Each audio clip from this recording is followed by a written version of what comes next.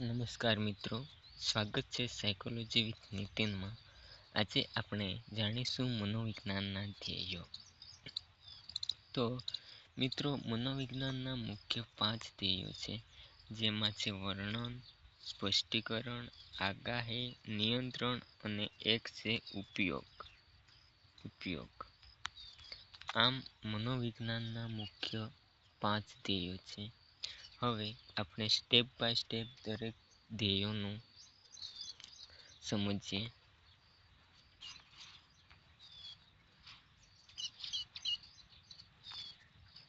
પ્રથમ છે વર્ણન.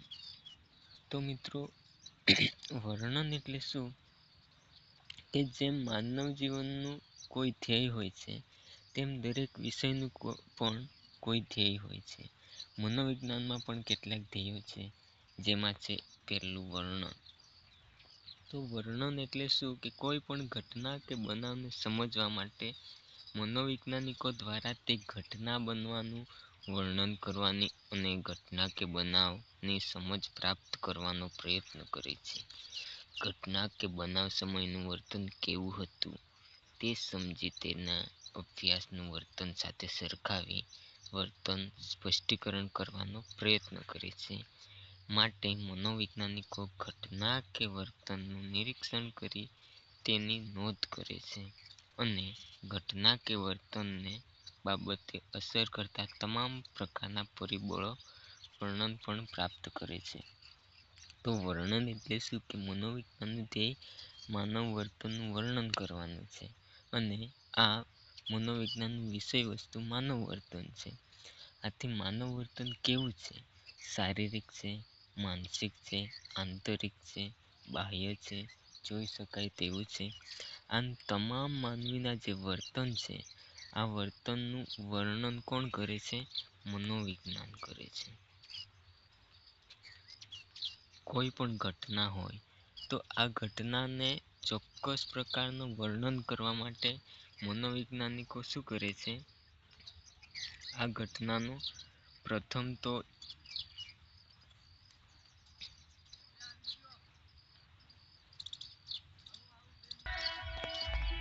વર્ણન, પછી છે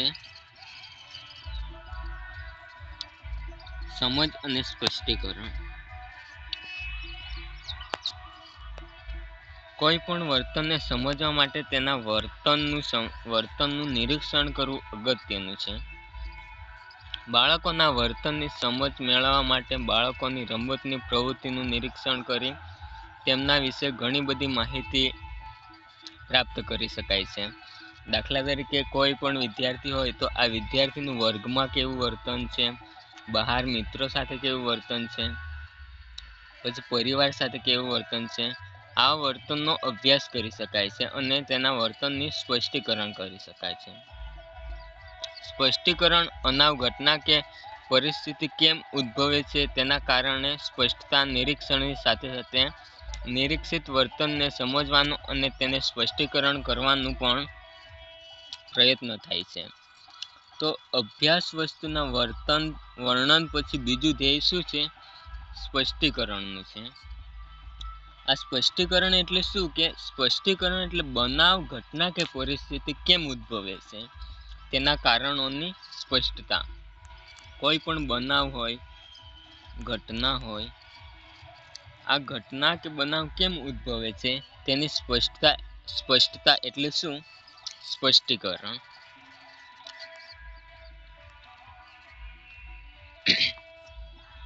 પછી છે ભવિષ્ય કથન કે આગાહી.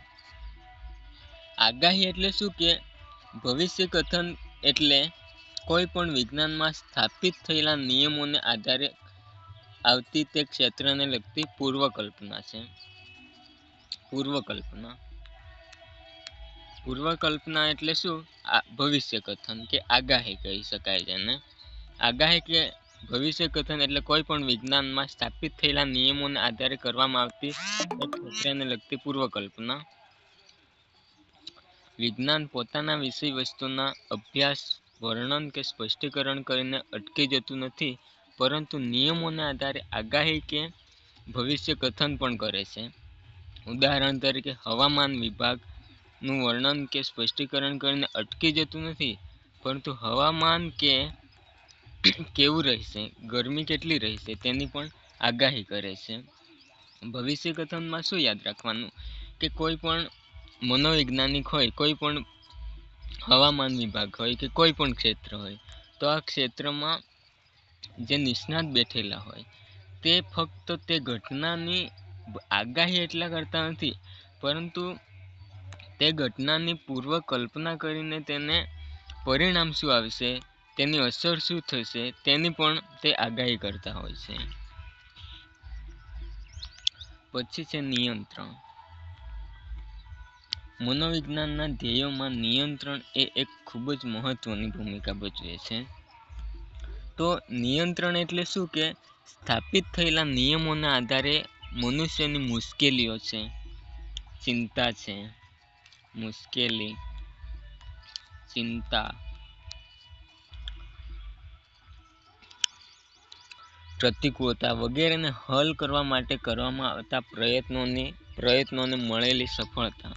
નિયંત્રણ એટલે શું કે મુશ્કેલીઓ છે, ચિંતા છે, પ્રતિકૂળતા છે, તો આ બધા પ્રયત્નોને મળેલી સફળતા છે. નિયંત્રણ એટલે સ્થાપિત થયેલા નિયમોને આધારે મનુષ્યની કેટલી ચિંતા છે, પ્રતિકૂળતા વગેરેને હલ કરવા માટે પ્રયત્ન કરે છે. વિજ્ઞાનનું એક ધ્યેય બનાવનું નિયંત્રણ છે. મનોવિજ્ઞાનને વિજ્ઞાન ગણવું હોય તો તેમાં વર્તન પણ નિયંત્રણ જોઈએ. મનોવિજ્ઞાનને વિજ્ઞાન કરવું હોય તો તેમાં નિયંત્રણ પણ વર્તનનું ખૂબ જ મહત્વનું છે. ઉદ્દીપક અથવા બાહ્ય વાતાવરણ નિયમન રાખી શકાય, પરંતુ વર્તન પર નિયંત્રણ રાખવું ઘણું મુશ્કેલ છે.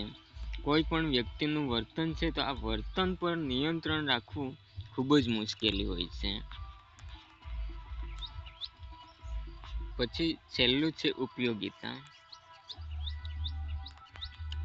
ઉપયોગિતા એટલે શું કે મનોવિજ્ઞાનનું અંતિમ ધ્યેય મનોવિજ્ઞાનના વિવિધ સિદ્ધાંતોને માનવ જીવનમાં વિનિયોગ છે.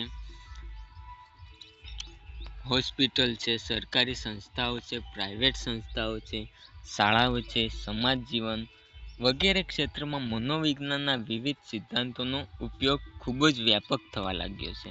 મિત્રો, અત્યારે તમે જાણતા હશો કે હોસ્પિટલ